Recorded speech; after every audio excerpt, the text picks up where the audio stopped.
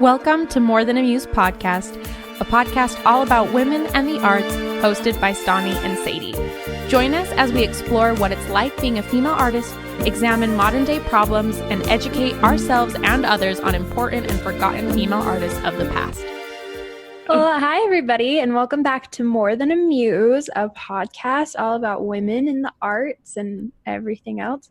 We're so excited to have you here and listening. And to get started off, I guess I'll just be like, how are you, Sadie? How are you doing? You know, I'm doing really good. How about you? You got a puppy this week. I did. Yeah, my birthday is this week, and so we picked up a little cockapoo named Winston Bishop, like from New Girl.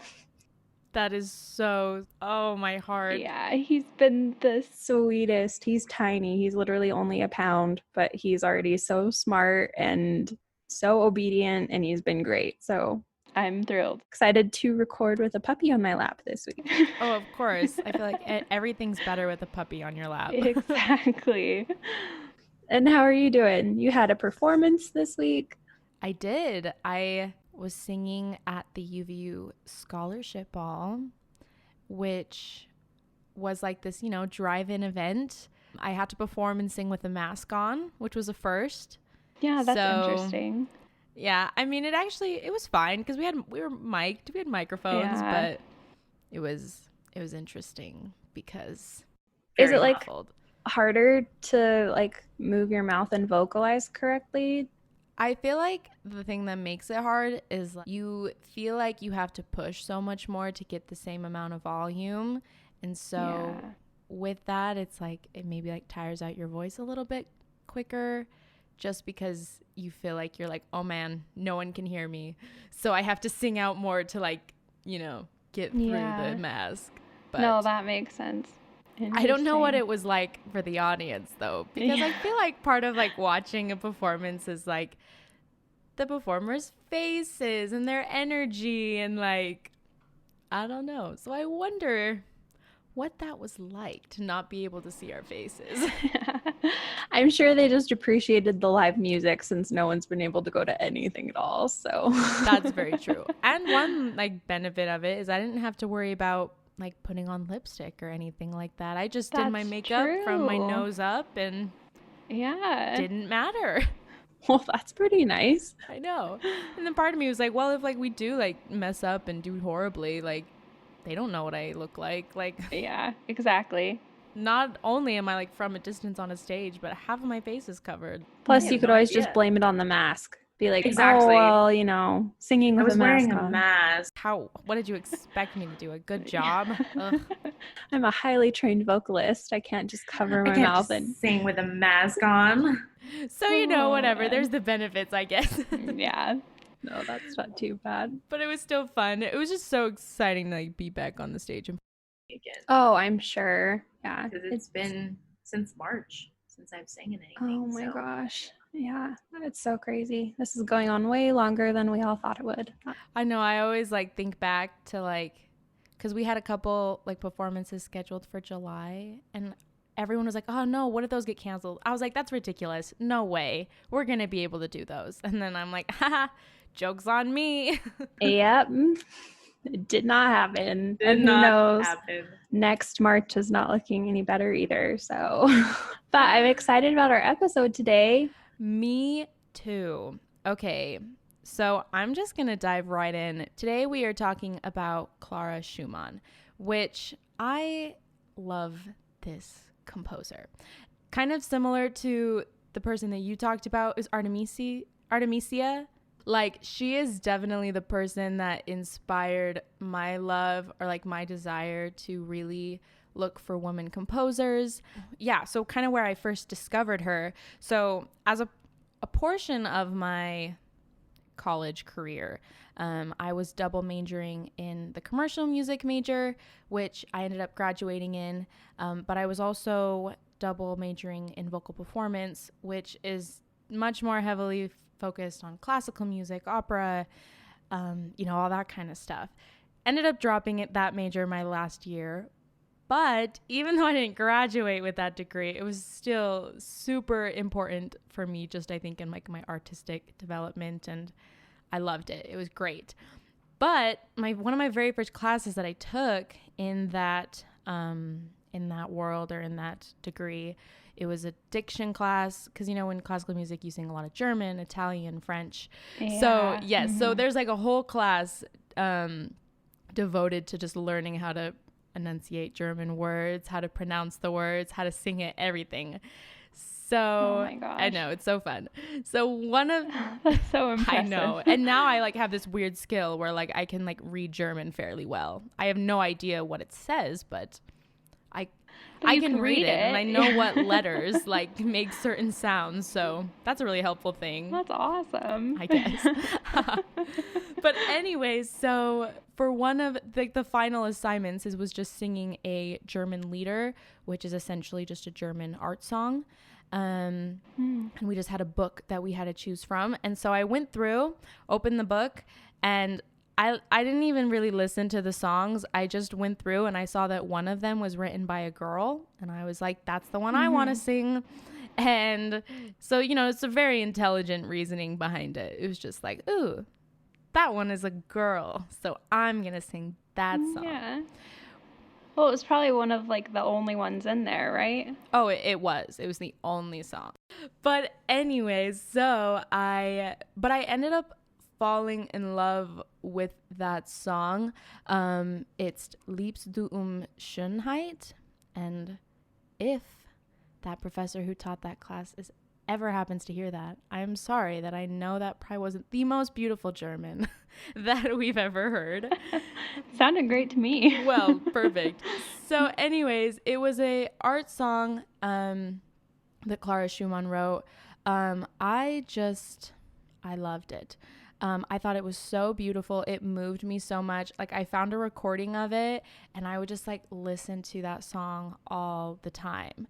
So I feel like I attribute that because, I didn't grow up loving classical music and diving into this classical music was a little bit later in my college career, but I feel like that song was like the first piece of like art song that I really fell in love with and like started to like make me realize like, wow, like German art song is like, this is a very beautiful just collection of artworks, not even just by Clara Schumann, but by, everyone, all those composers. Yeah. And so that's why I love her so much, and why she means so much to me. It was like the very first song that I was like, whoa, okay, like classical music and German music, like doesn't matter if you can't not pronounce or understand the lyrics, like this is just beautiful.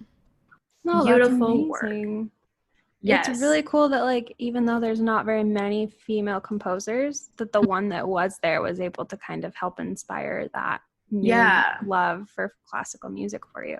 Exactly. And I think the maybe not funny thing too is like it's not like that song is like well known of being like the most beautiful German lieder song.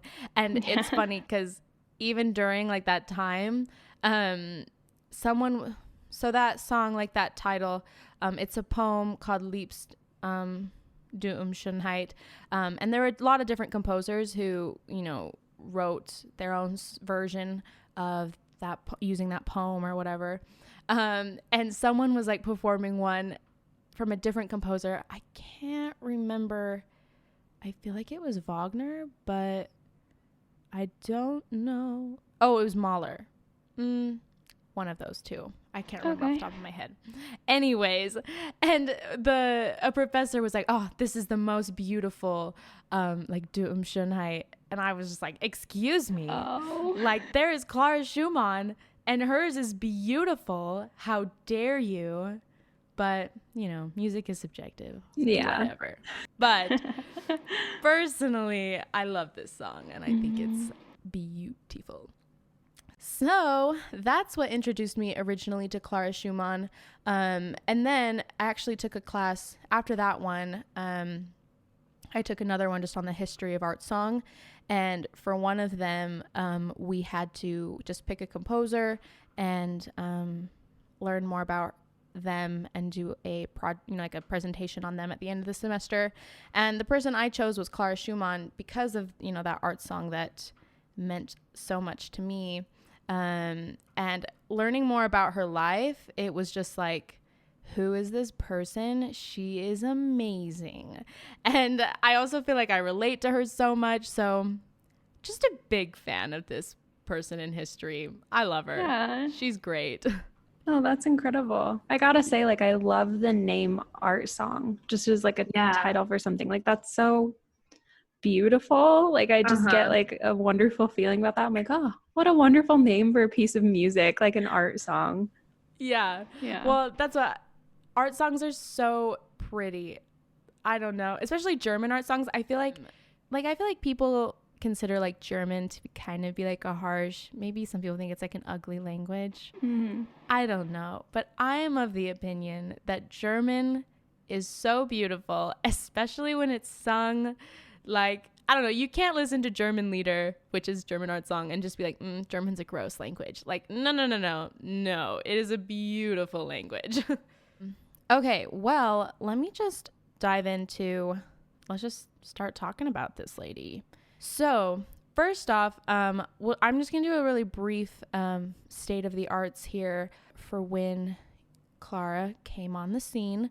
So Clara was born in 1818 in Germany. So she emerged in the Romantic era of music, so a lot of like the more popular composers are like Brahms, Schumann, which Schumann, not her, that would be her husband, Schubert, Chopin, and Wagner.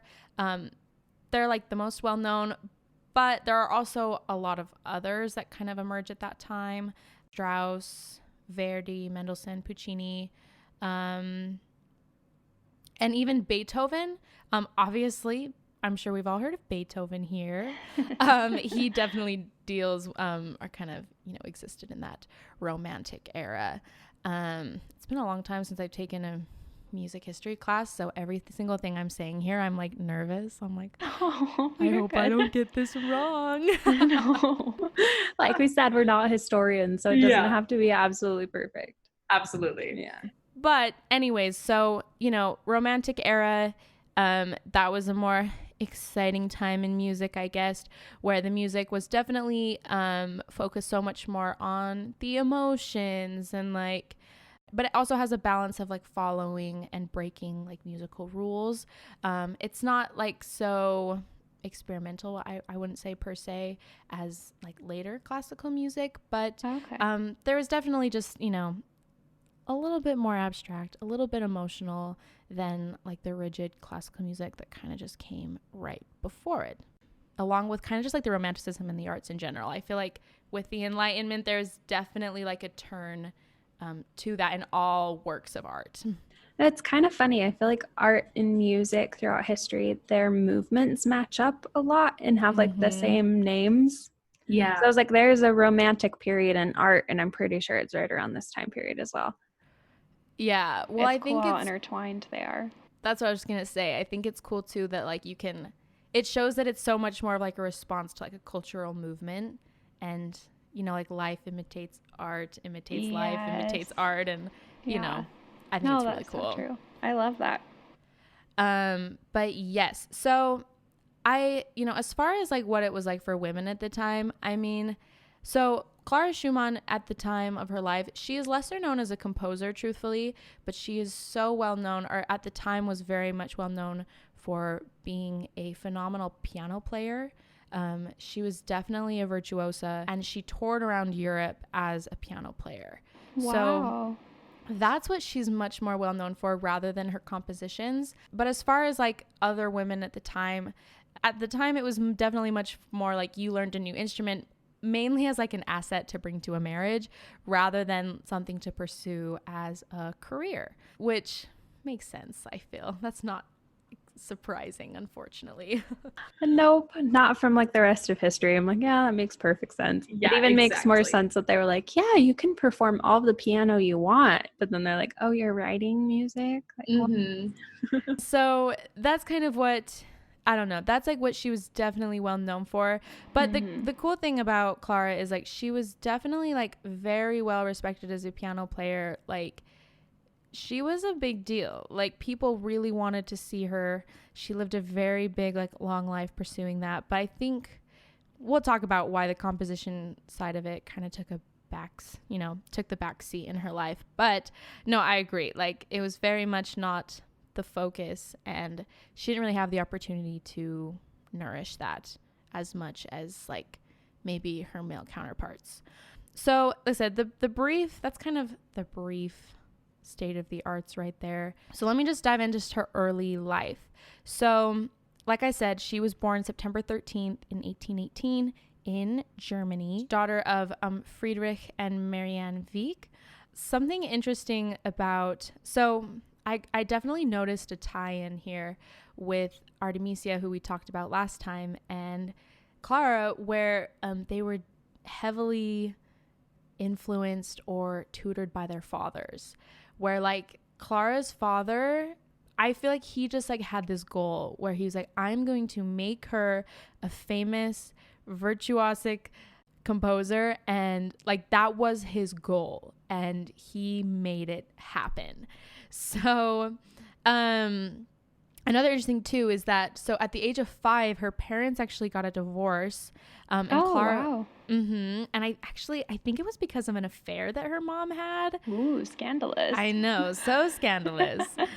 So yes, so age of 5, her parents got a divorce, and Clara was separated from her mother, and so her and her 2 brothers stayed in the custody of the father. Okay. So she was pretty much just raised by her father. It doesn't sound like she had a very strong relationship with her mother after. Like there was letter writing. I think she would occasionally go visit her, but father was definitely number one caretaker. Yeah. And, it wasn't a strong relationship with her mother. Mm-hmm. So when she was 5, she started taking piano lessons from her father. She never attended like a public school, but she was taught either by her father or private tutors, or just something similar. But it's interesting because like her father, I think the reason why he was able to bring so much is because his personal career is, he was a tutor, he was a teacher for like those bigger families. So I think he just very much had just all that experience teaching, and he's like, no, I know how I want my kids to be taught. I'm going to teach them myself. It kind of sounds like this, I don't know, it sounds like her father was a little bit crazy, a little bit controlling, but like like I said, at the same time though, like he definitely turned her into the piano player that she was. Like a stage dad. Yeah, like the original like dance mom, except it was a dad, and and it was piano playing, not dancing. So from the beginning, essentially Clara made her first like public performance at the age of 9, and that's when she began her career performing publicly, and essentially like she just went on tours throughout her childhood with him. Wow. Exactly. So, and kind of like one thing, it's like if you wanted to become a famous pianist, you had to be successful and accepted in Paris, Vienna, and London.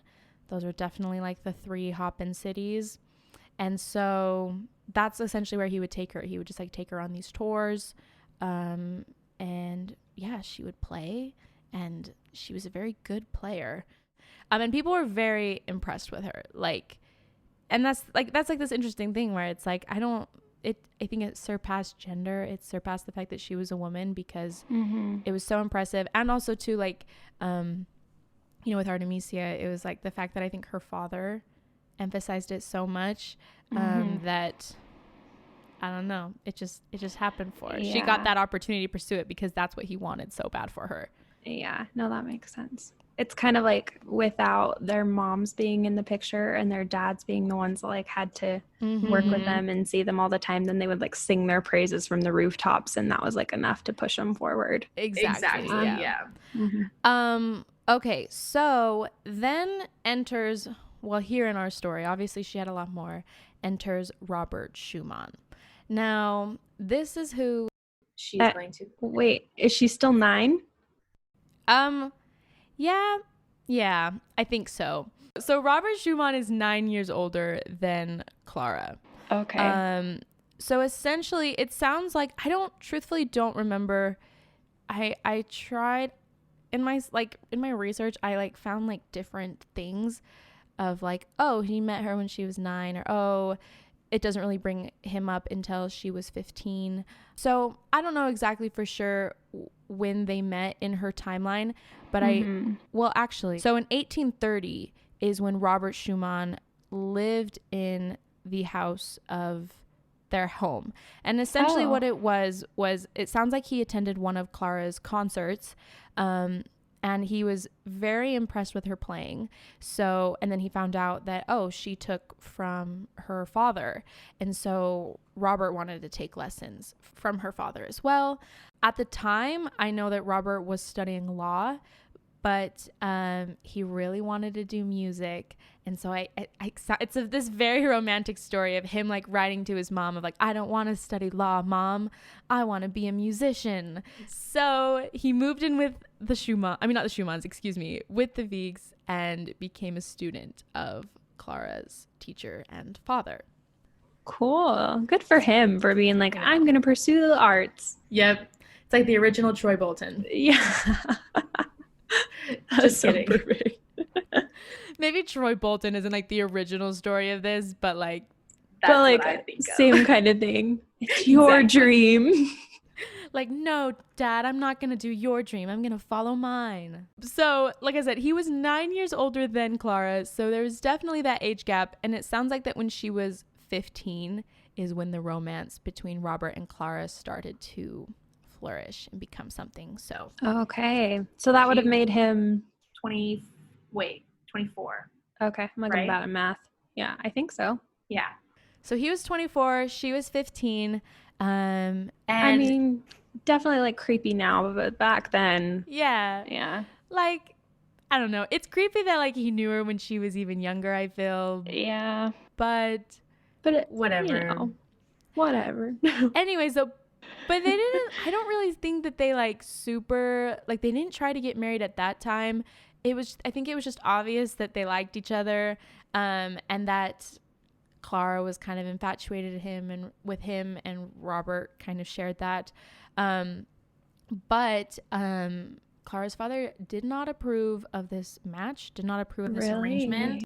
Yes. So it said that like sometimes he would send her on like 7-month tours just to keep them apart, because he did not like this arrangement. One bit. I know. So scandalous. Yeah. Forbidden romance. I know. It's like, I love just the like the typical tropes of just like romance and drama that is in her life. Well, it's kind of funny because it's like we think it's such a trope, and then you look back and you're like, no, but like it actually happened like all the time. Like this is history. Yeah. So, like I said, her father did everything in his power to keep them apart, but it sounds like Robert and Clara would keep in contact through letters. It was just fate, apparently. And at the age of 18, Robert proposed to Clara. So she was at least a consenting adult when he proposed to her. So she was 18, he was 27, and that's when he proposed to her. But so he asked for her father's hand, but her father still did not approve of this marriage at all. And so what they did is Robert and Clara sued her father. What? Yes. You could do that? Apparently. They sued him, and yeah, it sounds like I was reading something where it mentioned that I think Clara started reaching out to her mother at this time to, I think, try and get help and to prove that like Robert was a good match, or that Clara should be able to marry him. Mm-hmm. I don't know, but it sounds like he just did not want this marriage to happen. He took such action that like he refused the delivery of estate, such as her grand piano. So like he pretty much said, if you marry him, I'm not going to give you your piano. Like he was not happy with this situation, and it definitely turned their whole relationship sour. It doesn't really sound like they had a very good relationship for the rest of her life afterwards, but eventually the judge allowed for the marriage. It ruled in Clara and Robert's favor, and they were married September 12th, 1840. So exactly like what, like how do you sue someone for that? Is it like on grounds of like not accepting my unrightful unacceptance of my fiance. I don't know. So it sounds like the reason why that he so strongly opposed this marriage was that it would destroy the plans he had for Clara's music career, which is funny because it's like nowadays it's like, no, put aside your career for the marriage, when Friedrich was like, no, you are not getting married. No, we are not going to have that. So I think what happened essentially was obviously the consent was required for them to get married, but because that they didn't get that consent, that's when they got the courts involved to see if they could get married without the consent. Okay, that makes sense. Exactly. So crazy. I know. It's on July 16th, it says here, Schumann filed a complaint against Wieck. The court scheduled a meeting for Wieck, Clara, and Robert, but when the day came, Wieck did not appear, pleading that he was too busy. He then offered to settle with the court, setting high demanding terms. He would allow Clara to marry, provided that Clara give all her 7 years of concert earnings to her brothers and pay 1,000 something in order to receive her piano and personal belongings from the Wieck's home. He demanded that Robert set aside 8,000 thalers to be invested so that the interest could compensate Clara if the marriage failed. Like, oh my gosh, so many high demands. I know that the court ended up denying because that's just ridiculous. Yeah. And so with all that, it seems like it ended up just being this huge legal battle, and it ended up with the court ruling against him and gave consent to the marriage. Then Schumann then sued Wieck for slander and won. So then he was forced to pay a large sum to them because of the slander that he said against Robert in an attempt to stop this marriage from happening. Wow. So just the drama. So many legal cases in these. I know. I love it. It's just, like I said, just the drama that this woman that was in her life. It's like I said, it's like a story. Like I feel like this could be a movie. Oh, but it should be. But it's real. It's history. Something that I was reading here that the father said about Schumann was, Schumann cannot speak coherently or write legibly. He is lazy, unreliable, and conceited, a mediocre composer whose music is unclear and almost impossible to perform. Incompetent, childish, unmanly, in short, totally lost for any social adjustment. So that is the father's opinion of Robert. Yeah. Just did not like this man. Oh, man. Wow. We're going to take a quick break just to spotlight one of our new favorite women artists. So this person, she is a singer-songwriter. She was actually featured on, the new NBC show Songland. It's a TV show about songwriters. She was featured on their season 2. How cool. I know. Her Instagram is just at Jenna Lotti. JENNALOTTI. She's just like an up and coming cool singer-songwriter. I really love her songs. She's recently released a song called How to Be Loved. I really like it. I think she's really cool. So I would encourage you to follow her and check her out. Definitely just like cool indie pop vibes, and she's got really good lyrics. So what's her username again? Yeah, Jenna Lotti, JENNALOTTI. I've had a couple of her songs on like repeat on my playlist lately, and I realized that she's like still technically like an up and coming artist. So give her a shout out. She's really cool. I didn't know there was a show for songwriters. That's cool. Yeah, it's so cool. I love the show. It features new up and coming songwriters, and they get to pitch their songs to like musicians. Like I think she pitched hers to Julia Michaels, and I don't know, they've had like John Legend on there. I think they had Usher on there as well. Like, wow. I don't know. They've had some pretty big people on there that they just pitched these new songs to. They had the Jonas Brothers on there in season 1. So it's a really cool show. It's on Hulu, I think. Awesome. And it plays on TV, but I watch it on Hulu. Well, I don't have TV, so yeah, I would too. Yeah, I don't have TV, but I have Hulu, so that I get with my Spotify student membership. Exactly. No, that's awesome. Mine is this account. It's a photographer, and I actually don't know if I know her name. I'm sure it's on there somewhere. But the account is called Dirty Boots and Messy Hair. And not only are her photos like stunning and absolutely beautiful, but her captions are just phenomenal. She quotes like a lot of poetry, which I think is really amazing, and then also just like a lot of quotes, which I usually don't see from a lot of like couples photographers. It's a lot of couple photography for like weddings, and then she also does a lot of like in-home sessions, which always turn out really cool. Yeah. But I just think that she makes it a lot more like beautiful and like kind of curated and like poetic than just like, oh, here's another shoot. Here's another couple that's in love. Yeah, so like I really appreciate it. Plus the photography is just like beautiful. Yeah, no, I'm scrolling through and I'm like, this is so pretty. Just like moody lighting and like really creative shoots. I just really enjoy it. I always take time to stop and read her captions, and that's how I know it's a good account. So yes, for real. Even the long captions you're reading, you know, it's a good account. Exactly. But yeah, so those are those. We'll have them tagged in a highlight as well. And yeah, send us more people that we should follow and know about. All right, now back to the show.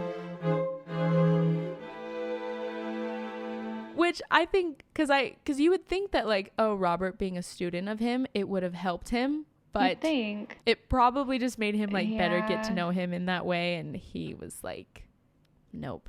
I don't like maybe he shouldn't have been his student. Yeah, sounds like that went against them in the end. Well, I guess it worked out. They worked out. They got married. And truth be told, like from what I can read, so something actually interesting about them, that as a couple on their wedding date or soon after, they started like a marriage journal where every week they would like take turns writing in the journal and then trade it off. That's so cute. I know. And he kind of said it as like, hey, like I want this to almost like be like our autobiography. Like, and it's really cool now because I feel like now that's why we understand so much of who Clara is because she put so much of her personality in this. And you were really able to get a good sense of her and their relationship because of this journal. And he gave her a voice, like he gave her a place to put her stuff, and then it was able to continue on with like his legacy as well. Exactly. That's incredible. I think it's really cool. It's interesting too because like reading, I feel like their relationship was just the typical passionate, maybe had high lows, high ups, but there was this one thing where there's a biography that I have where it's like Clara Schumann, the artist and the woman. So this biography that I've read through a lot. And there's just this one quote from here that, like I said, it's cool because we get such an insight on her. So it says, I've had several unhappy days in which I really tormented my poor husband. I thought he didn't love me as much as he had during the first year of our marriage. I know very well that he has many things on his mind that vex him. I was very irritable, and because of this gave myself many troubled hours. And then a year later, she wrote, an indescribable melancholy has taken hold of me for the last few days. I think you don't love me the way you used to. I often feel so clearly that I cannot satisfy you. At times it seems to me when you are tender that is only because of your good heart, which does not wish to hurt me. So I don't know, reading those like excerpts, it seems that like, because he was very much the typical tortured artist, and I'll talk about that more in a little bit. So I think that definitely obviously played an effect on his relationships, and Clara, being the most important person in his life, definitely felt that the most. But it does sound like that he really was devoted to her. Like they really did love each other. He was very passionate, but with that, I think came those lower lows as well, where she always wasn't maybe so sure of herself. No, that makes sense. But I do feel like that their relationship very much was a partnership, because they definitely would build each other up and support each other in their musical endeavors, because he was a composer and a piano player as well. And so she would premiere his works. or like she would do piano arrangements of his orchestral works. So like they very much were intertwined as far as their support and their with each other. Oh, that's incredible. I know. And I think that's Yeah. partly why, as to why Clara Schumann is so remembered, is for one, like, I mean, truth be told, like Robert Schumann, his compositions are beautiful, and his art songs especially, which I think he's maybe the most well known for. At least that's what I know the most, but I'm also a singer, so that's what I would know the most. They're so beautiful, and I think she really recognized that he was a very gifted composer, and so she wanted to support him in that, and she wanted to build that up. Yeah. And a lot of his creations like had their debut performance because of her. So I think that like, I think it's just cool how it's like they both accepted each other, and they accepted each other, but they also supported each other, and you know, they helped each other out a lot. Yeah. But as I mentioned, he was very much the typical tortured artist. Didn't do so very well with his health. In 1854, so this is after them being married for about 14 years. Yeah, because they married in 1840. Robert Schumann had a mental collapse and ended up admitting himself into an asylum. Oh, no. Yes. So I think it got really bad. His health got really bad. And so that's where he went. Gosh, that seems like so much of that era. Like, and then they kind of fell apart for a while, and it's like, I know. Okay.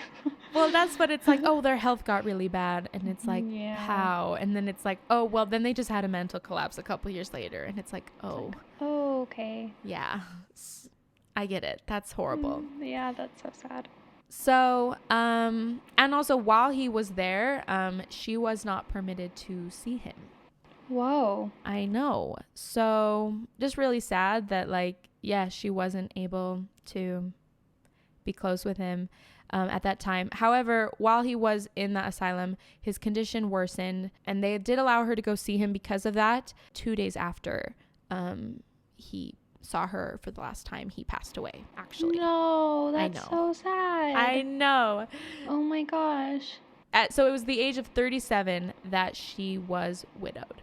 Oh man. What did he die from? Just After a suicide attempt in 1854, which is what led him to him admitting himself to the asylum, he was diagnosed with just like psychotic melancholia, and he ended up dying of pneumonia 2 years later at the age of 46 without recovering from his mental illness. So interesting. I think it was just a total mental decline, and then he got sick and then ended up dying. Well, he probably lost like the will to kind of push through his pneumonia. Exactly. So he dies, and so she, before he had that mental collapse, they had 8 children together. 1 died in infancy and 7 survived to adulthood. Wow, that was I super. know. Yeah. And so at the age of 37, essentially, she's widowed with her 7 children. I also read, so in her letters to her friends, she writes after that time that she has the feeling to never, ever become joyful again. Oh. So she was very sad. Like, this was not a happy, and I feel like it just shows, like, they definitely did have that devotion to one another, which I think is nice. That would be so hard because he was gone for so long, too. So then she, like, barely sees him, and then he passes away. Yes. Yeah. So something that I thought was interesting, that even before he died, that she was the main breadwinner in the family. Oh. She definitely was the sole supporter with her success as a concert pianist. She was doing better at that than he was at composing. Yes, absolutely. And then afterwards, after he passed away, she continued to obviously be the sole breadwinner, both from her concerts, and also she was a great teacher. And cool. With both of those things, she was able to support herself and support her family. That's amazing. I know. And it kind of sounds like, she did have to go on like month-long tours and be away from her family, but at the same time, like, she was able to employ a maid and a cook. So like, she was obviously very successful in herself, that she was able to hire on outside help, and was able to raise her children and raise her family. That's incredible. I know. She's just this crazy human being. So another thing too is like it says that like her life was just kind of, there's a lot of tragedy in her life though too, where so I think 2 of her children did die in their adulthood. One of them, I think it was her oldest, also kind of suffered a similar fate that Robert didn't do so well mentally, and so he died. Another one passed away as well, and those adult children who did die, one of them had 6 children that afterwards she basically just took in as her own and she raised them. Are you kidding? Holy cow. Raises like 12 children. Oh my gosh. While being a very successful and like adored concert pianist throughout Europe. It's fine. Oh my heck.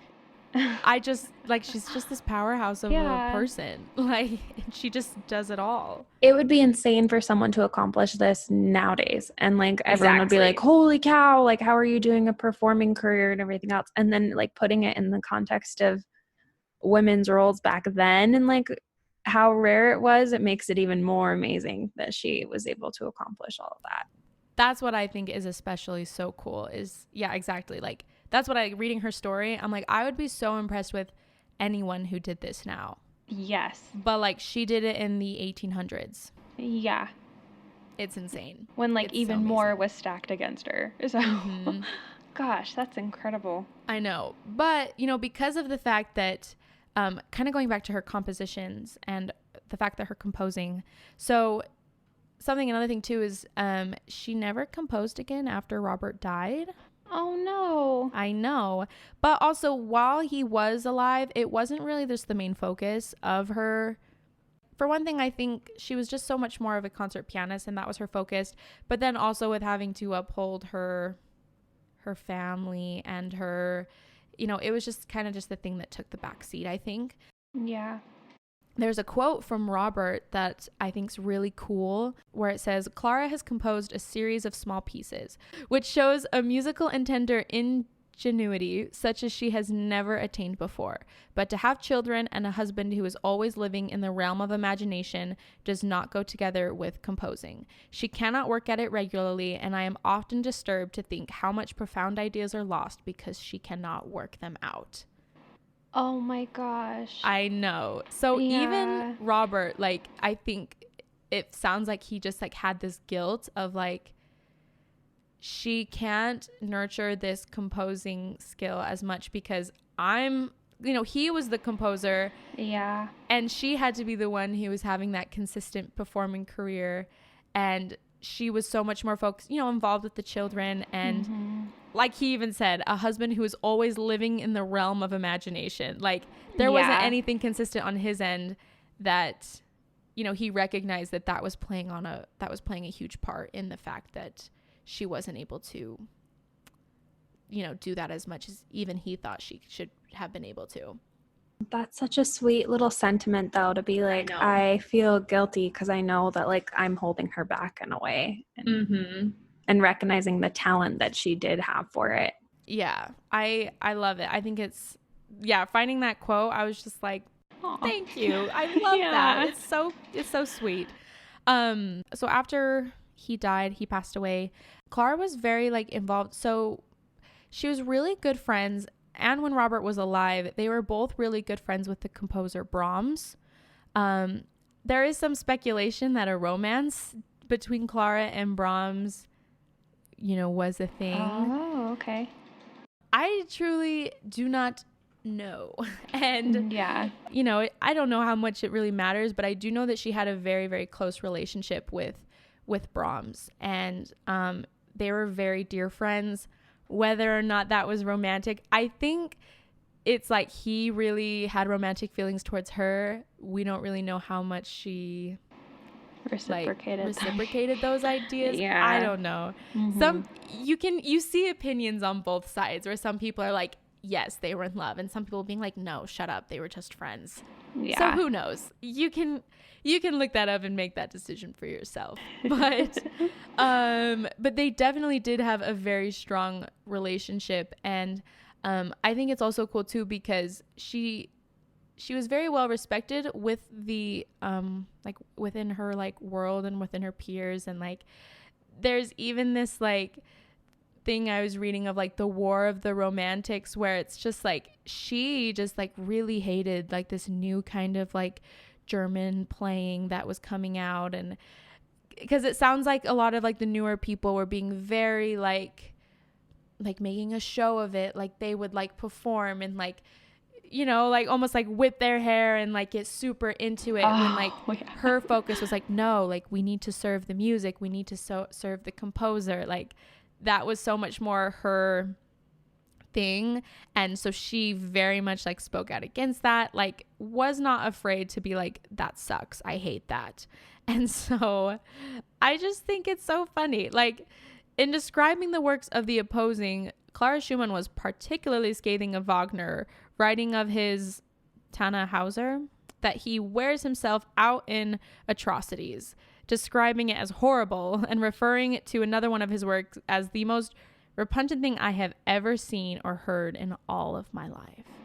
So That's such a bold statement. I know. So I just think it's so funny where it's just like she was very outspoken, like people knew what her opinions were, and she just like sounds like this like really passionate, strong-willed, like just powerhouse of a human being who was just like just did it all. And I just think it's awesome. That's amazing. Yeah, there's no denying that she was like a very strong woman. Oh, absolutely.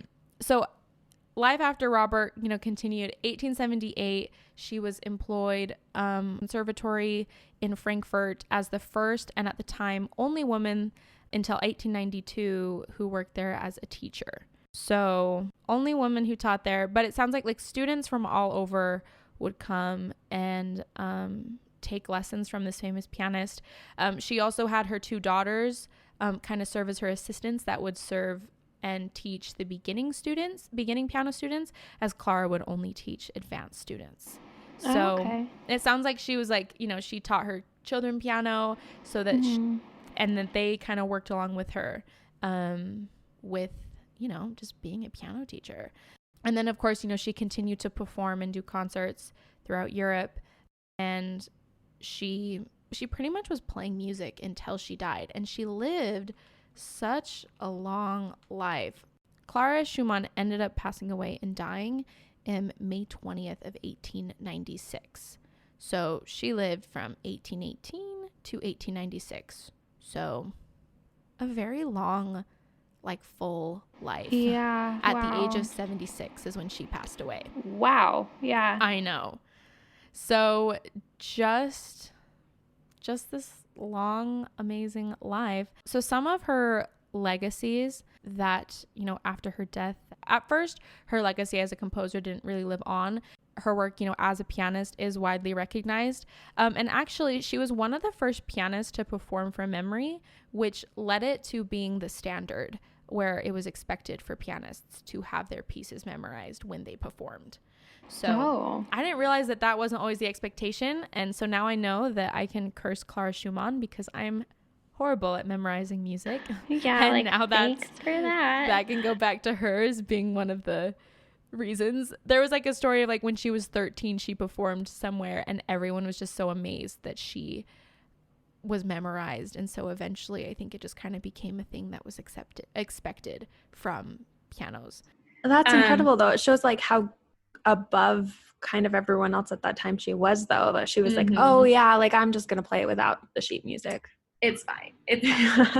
And then something too that like she influenced pianists, of course, through her teaching, but because when she played, it was so much less on just like showing off her own technique, but more so of like understanding the importance of like taking a work of art and putting it out as the composer maybe originally intended, and displaying that as much as she possibly could. And I wonder if part of that was because she was married to a composer, you know, she was so close with Robert and also so much like revered his works too, that you know, I wonder if maybe that was a part of like that reason of why she maybe like she got that inside view of like how a composer worked, and so she like really took that in and was like, okay, so as a pianist my job is to perform this music as the composer intended it for, that's really interesting, because I know a lot of people don't feel that way. They're like, oh, I'll take artistic liberties wherever I want. But I think it's cool that she recognized like the art that the composer was putting. Exactly. Yeah, that's really amazing. And so that seems like that was her emphasis. It wasn't so much on the technique. It was more of just like the expression of it, and then just doing what the composer intended rather than showing off her own ability. Continuing with her legacy, one of her students, Carl Friedberg, carried that tradition to Juilliard and used that in his own teachings, which, Juilliard, I'm very familiar with that, with that school. So, just a cool thing that she ended up somehow having an effect on. And then another really cool thing about Clara is that she was instrumental in getting the works of her husband out and recognized and appreciated and just added to the repertoire. And it said that she promoted his works tirelessly throughout the rest of her life. So, like I said, I just think it shows just like her devotion to him, how much she loved him, and how much like she really just thought he was this great composer and was like, I'm going to make sure that people see that. And truth be told, like I said, like he is an amazing composer. And so I think it's really cool that she took that on as like, nope, I'm going to make sure that his work lives on. That's incredible. So just a cool lady. And there are a couple quotes here that I think just summarize so much of who she is. So, and which I said, like we have because of those journals that she wrote. And even when because it sounds like, because, obviously the original intention was to switch it off every week, but as Robert does not seem like he was the most consistent human being. Most tortured artists aren't. as exactly, as the tortured artist trope is, she would still continue it, and I think have that maybe a little bit more than he did.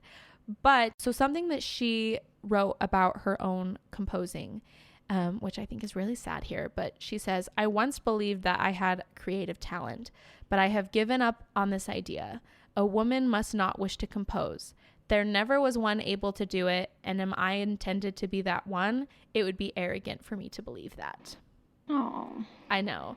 So I think it's just like interesting where it just like shows that like her mindset where she's like, I thought that I could do this, but like there's no way I could be the one good woman composer. Well, and it shows like how much that idea like fights against you, that like it is important to have other females kind of trailblazing the way ahead so that you do feel like it's more possible. Like she didn't have anyone to look at and be like, oh, okay, like maybe this is possible. Yeah. It's so much harder to be the first than like the fifth.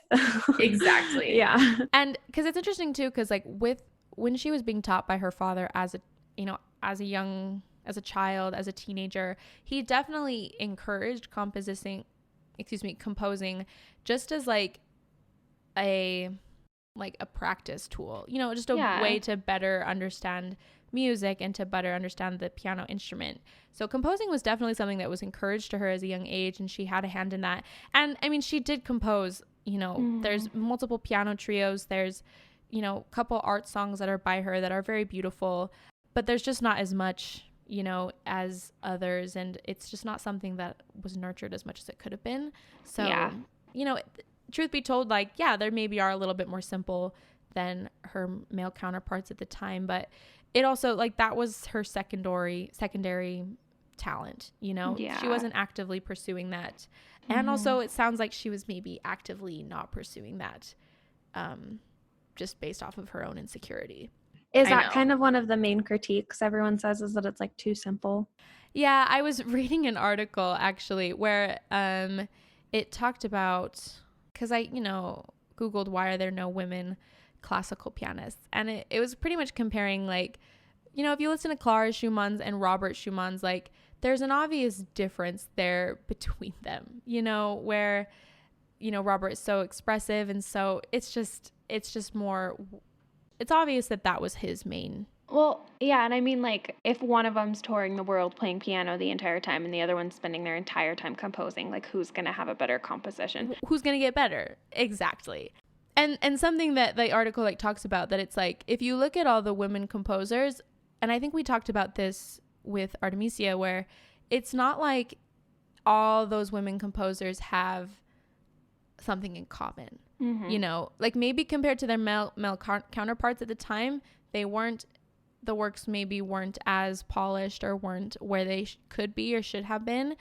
But it's not because that there's just like something inherently woman about them that you can like tie between all these different time periods of female composers. Yeah, exactly. It's just that, like you said, like she was the main breadwinner for their family, and so she had to go out and do what she could do and what would bring the money in. Yeah. And she was pregnant like 8 times, and I know. Well, so this goes into my other quote, which just almost cracks me up, because I know I'm definitely the person that it's like, if I'm not constantly busy, I feel like I'm not doing enough, you know? Yeah. And so this one is just so funny. So there's a quote from her, says, "I am lazy, but I cannot help it because I am always ill and terribly weak. Oh, if I could only work, that is my one sorrow." And that quote was written at the end of July 847 after a year of touring, a Schumann festival, the death of her youngest child, and a new pregnancy. And in those moments where it's like, no, she's obviously accomplished a lot in that last year and like gone through personal tragedy and like is pregnant again. Yeah, she's like, I'm so lazy and I just wish I could work. So I feel like that's just like a really good encapsulation of like, that's who she is. I know so many women like that though, that are that are just like, oh my gosh, I get nothing done. And it's like, you've literally done more than most people accomplish. Yeah. Exactly. I don't know. I just feel like that just like those two quotes just show a window of like who she was as a human being, of like, you know, very, I think maybe a little bit insecure as an artist, but also just an incredible hard worker. And it's like, if you just look at her life story, like it's just, there's romance and drama, and like it's so clear just how passionate she was about music and the arts and just her craft and piano playing in general, that like she's just a cool woman. Definitely. I feel like you can see the limits of the time period on her a lot too, which makes it, I feel like, even more tragic, but like at the same time shows like how much she was able to overcome and accomplish without even giving herself credit for any of it too. Well, the other thing too about this is like, I think like a big reason I think why she's so remembered even now is because of her husband Robert, and because his works have lived on, which it's crazy that like she's remembered because of his compositions when she's the reason why maybe these compositions even are remembered in the first place, you know? Yeah. And because of, we all know Robert is maybe because why we know Clara. So it's like, how many people or how many women were there that didn't have the famous husband, you know what I mean, that could help them live on, or who did but their husband didn't care as like, that sounds mean, but like care as much to promote their wife's career. So, you know, you just wonder like if Clara's only remembered really because of Robert, when Clara lived like this most amazing life just on her own, and like her story's so cool, it's just like, who else is out there, and you know, who's maybe been forgotten? Sad. Probably so many. I know, but also like she's just a cool lady, and the more I learn about her, the more I'm just like, dang, freaking Clara Schumann. Holy cow. No, that's incredible. So yeah, that pretty much summarizes Clara Schumann. If you're interested in reading more about her, I mean, that biography that I mentioned, Clara Schumann, the artist and the woman, I haven't like read through it like cover to cover. I have read it a lot. It's really interesting. I feel like for a biography, it's a pretty interesting read, you know. So that's a cool book. There's also a New York Times article about Clara Schumann that I was able to find. And it's called Clara Schumann, Music's Unsung Renaissance Woman. Oh. So she's really cool. And then in 2019, she was born in September, 2019 would have been her 200th birthday. So. No, that's incredible. I feel like this is like a weird comparison. It's giving me kind of like Hamilton vibes. Yeah. Except hopefully her husband didn't cheat on her. But kind of like he has this tragic death, and then like she's the one who like promoted his story and made sure that his name stayed throughout history and records and everything. Yeah. No, that's so true. I didn't even like, that's a cool parallel. But yeah. Oh man. Yeah, that's really cool though. Mm-hmm. I loved learning about that and hearing about all the things that she was able to accomplish and do from like such a young age. I know. She's a like child prodigy. Yeah, for sure. And I think it goes to show like how integral, yeah, parents are into this. Like Mm-hmm. both Artemisia and Clara, like their fathers were such a major push into making sure that they were able to be accomplished as they were in their lifetimes. Mm-hmm. And like how important it is to have parents that like push you and allow you to fulfill your dreams and your talents and everything. No, absolutely. Go listen to some of her work. It's very Yeah. beautiful. If We'll you see. just like, We should be able to post them on the Instagram. yeah, too, we'll maybe. post some on her Yeah. on our Instagram. So if you want to hear more of her own music, her own compositions, you can find it there. Mhm. Or if you just go on YouTube and just look up Clara Schumann, there's like a 3-hour long video of all of her piano works that just play through. Wow, there So you if you go. want to, just have that be great background Yeah. music. It's great. Okay, well, thank you so much for listening. I hope you enjoyed learning more about Clara Schumann. As usual, go ahead and follow us on Instagram, which is morethanamuse.podcast. Leave us a review. Share with your friends about this amazing podcast you just discovered, and Yeah, send it to everyone we'll you all know. find more muses and create a muse community. Exactly. And I'm really excited because we have an interview coming up. Yes, we do. Next episode will be an interview. Mm-hmm. But I'm excited, yeah, because we definitely want to involve more people in this so you don't get sick of our voices. I'm kidding. Exactly. And yeah, just really excited about this and all of you, and happy to keep going. Happy to be here. Hope you are too.